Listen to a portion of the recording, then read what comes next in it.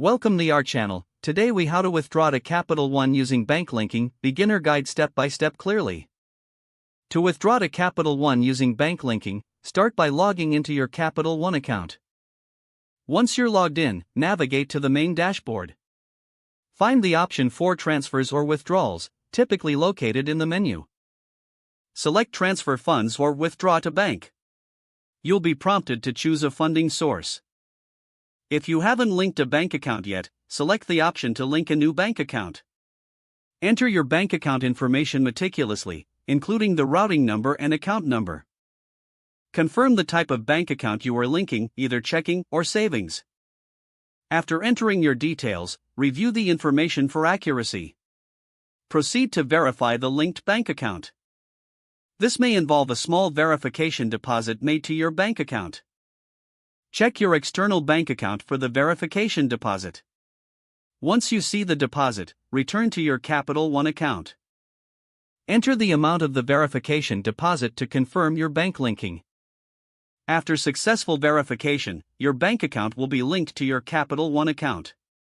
Now go back to the transfer funds or withdraw to bank option.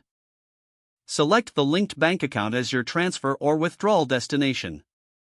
Enter the amount you wish to withdraw. Review all details to ensure everything is correct. Finally, confirm the transaction and wait for the processing. Check your bank account periodically to ensure the funds have arrived. If the page does not load, refresh the browser or try again in a private or incognito window. Make sure you are using the correct email address, then retype it carefully to avoid small typos.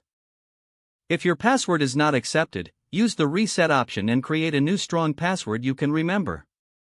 Check your spam folder for verification or security emails, then complete any requested confirmation steps.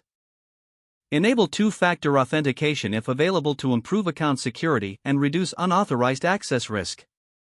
After signing in, review your profile details so your contact information and settings are accurate and current.